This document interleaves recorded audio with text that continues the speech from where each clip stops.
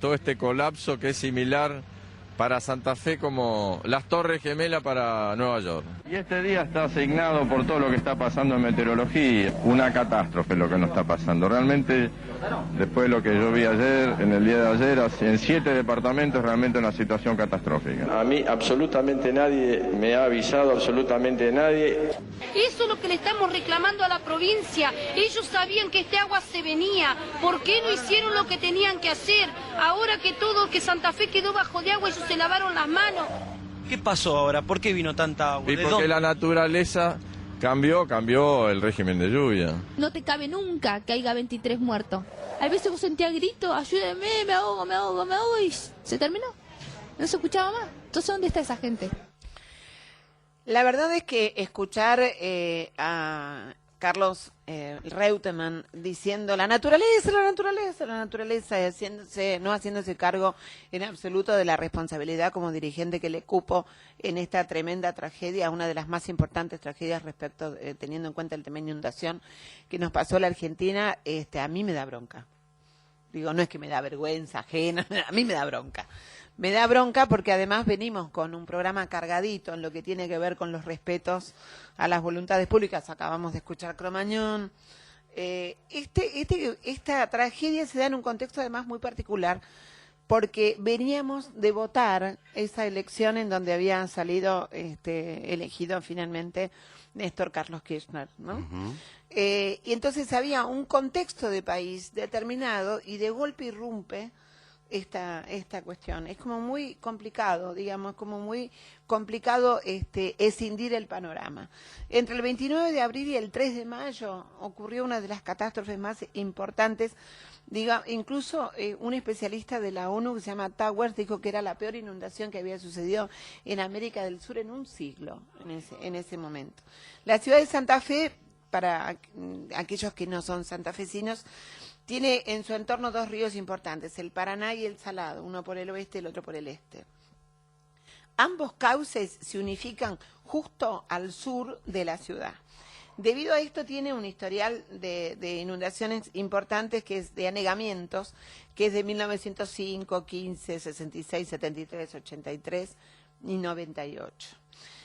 Los primeros estudios sobre la cuenca del Salado son del año 78. En aquel momento se había ya instruido a los gobiernos para que se hicieran las contenciones necesarias y las obras hidráulicas necesarias para que la ciudad no pudiera suceder esto.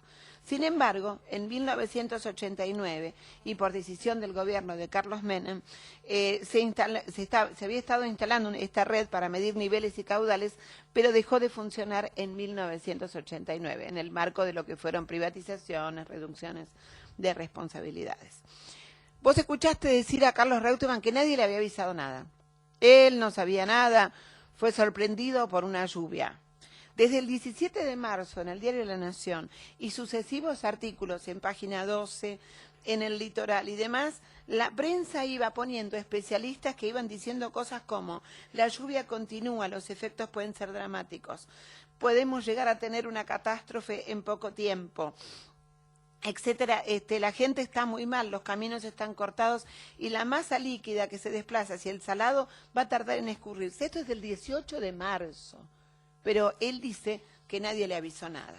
El 30 de abril, una nota publicada por nuestro compañero Horacio del Prado, en Página 12, decía que desde mediados de marzo el río Salado venía subiendo a un ritmo que era considerado absolutamente excepcional.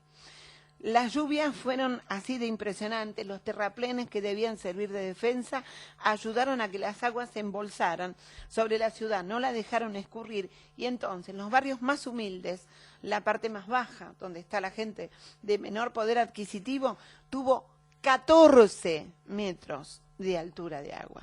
14 metros de altura de agua. Imagínate lo que es eso. A partir de este momento reinó el caos y perduró por meses. Hubo desesperación, hubo tristeza, hubo angustia, hubo miedo, hubo confusión, hubo desolación, hubo bronca, hubo impotencia. Todo esto puede llegar a describir esta situación de esa mujer que le decía, nosotros preguntamos y nadie nos contesta nada. Yo quiero saber dónde está. Cuando preguntaba dónde está, hablaba de su familia. ¿Dónde estaban los que habían desaparecido? Las avenidas cercanas a los barrios que estaban en emergencia fueron realmente un éxodo de personas que iban cargando hijos en los hombros, sus escasas pertenencias, tratando de rescatar algo en busca de un cantero, una vereda seca, la casa de un familiar, el techo de un colectivo, alguna cosa que les permitiera subir lo poco que les quedaban y fundamentalmente salvar la vida de su gente. El río avanzó, recostó su orilla casi en la avenida Freire, en López y Planes, más al norte. Todo quedó bajo el agua, incluso el hospital de niños y el viejo Vera Candioti. Los vecinos que no alcanzaron a salir o no quisieron dejar sus casas solas se refugiaron en los techos y permanecieron más de 20 días. Y remarco las cifras, porque es para hacer el contraste con este señor que dice, nadie me avisó, la naturaleza es fuerte, nadie me avisó. Los centros de evacuados se multiplicaron por decenas, las escuelas se transformaron en refugios, no hubo clases por más de un mes. Las cifras fueron siempre bastante poco claras. Recién, el 6 de mayo, un organismo oficial difundió la cantidad de albergues que alojaban personas afectadas. 475 centros, 62.488 personas.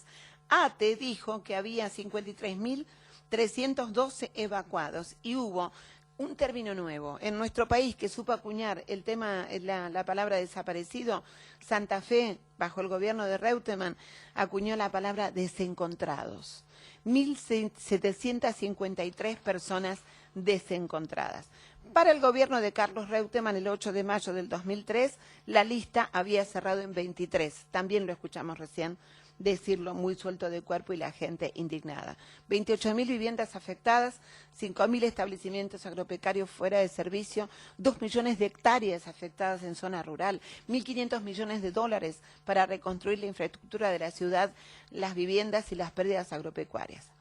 Después que todo empezó a bajar, lo que quedó en la superficie fue una enorme cantidad de basura, agua contaminada, animales muertos, enfermos también por focos de infección permanente, animales domésticos. Y la falta de higiene fue un factor que aumentó en ese caso la sarna, la micosis, la pediculosis, cuadros respiratorios agudos y algo que no está contabilizado adecuadamente, y es la gente que también padeció presión alta o fuertes crisis de pánico que aún hoy continúan en tratamiento. Dice Lía Mas Joan en el litoral este año, cuando se cumplieron 10 años. La vuelta a casa fue otro de los capítulos desgarradores de la historia. Cuando el agua se fue, poco quedó en pie. Los olores propios de cada hogar, los rincones preferidos, los juguetes de los chicos, las fotos, los DNI. La historia familiar se fue con el salado. Y ahí comenzó la tarea de la reconstrucción, material y personal. Algunos pudieron, en otros la herida sigue abierta.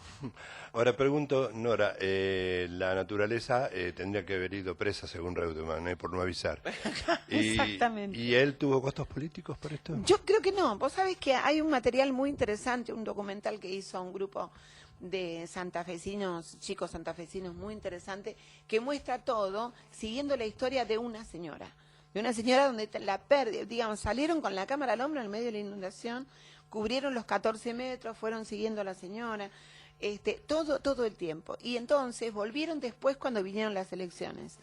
Y esta señora le preguntan, ¿a quién van a votar? Y a Reutemann. ¿Pero quién otro tenemos para votar?